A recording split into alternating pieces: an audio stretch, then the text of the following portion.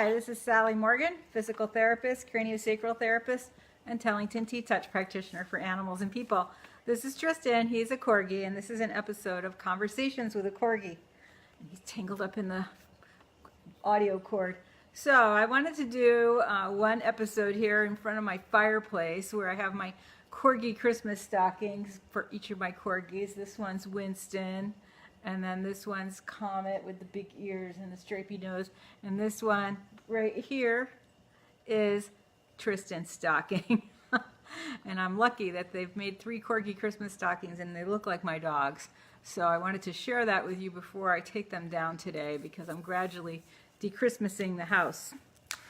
So today I want to take some time to read to you from one of my favorite books, which is a book of poems called Dog Songs by Mary Oliver.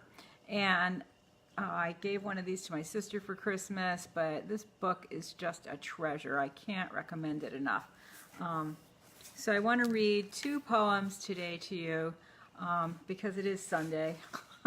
And I do think of this life with dogs as a spiritual practice, and I think these poems really get to that. So these are about a dog named Percy. The first time Percy came back, wait, that's not the one I wanted to read. I wanted to read the one about Percy. Where'd it go? There we go. It's called, here's a picture of him actually. He's a curly little thing. It's called For I Will Consider My Dog Percy. For I will consider my dog Percy, for he was made small, but brave of heart. For if he met another dog, he would kiss her in kindness. For when he slept, he snored only a little. For he could be silly and noble in the same moment. For when he spoke, he remembered the trumpet, and when he scratched, he struck the floor like a drum. For he ate only the finest food, and drank only the purest of water, yet would nibble of dead fish also.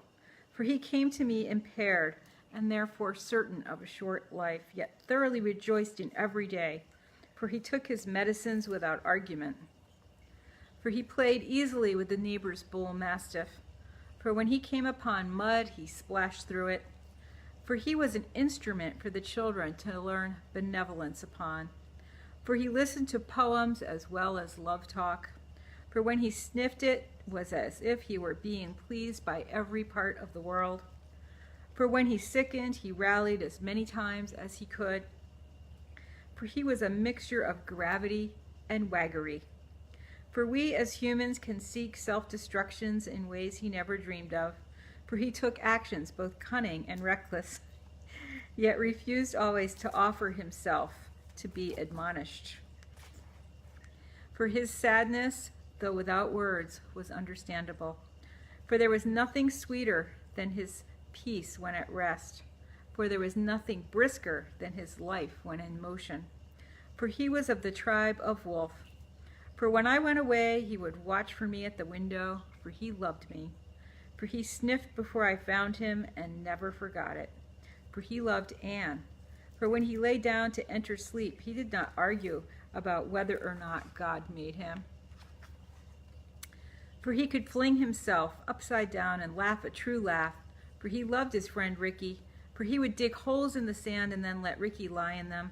For often I see his shape in the clouds, and this is a continual blessing. And so that's a story about Percy's life, and also how dogs do come back to us in the clouds. And in fact, I was noticing yesterday, the county I live in Massachusetts is shaped like a corgi. This is another poem about Percy. Percy waiting for Ricky, who we just learned is his friend. Your friend is coming, I say to Percy, and name a name. And he runs to the door, his wide mouth in its laugh shape, and waves, since he has one, his tail. Emerson, I am trying to live as you said we must, the examined life. But there are days I wish there was less in my head to examine, not to speak of the busy heart. How would it be to be Percy, I wonder, not thinking, not weighing anything, just running forward? And that is how we should all live, the way our dogs live, because they teach us so much. And yes, Tristan's admiring his stocking. And we have no snow here in Massachusetts, thank heavens, although they are saying next week we might get some. And I have miniature Corgi stockings here behind me that are like 2 of these. So, thanks for joining us today for this Sunday for reflection upon Percy, who is emblematic of all of the dogs in our lives. And we will be back, let's see. We are at our educator jobs Monday and Tuesday, so we will be back on Wednesday. Right, Tristan? He's wearing his scarf he got at the World of Pets Expo, which we'll talk about probably on Wednesday, because we'll be going down there in a week. Very exciting, huh, Tristan?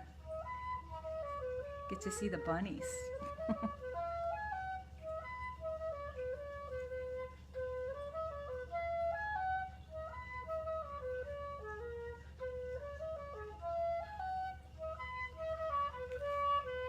Thanks for joining us, everybody. Have a great day and enjoy the weather, whatever it is you have. If you live in DC, take your dog out and let him roll in the snow.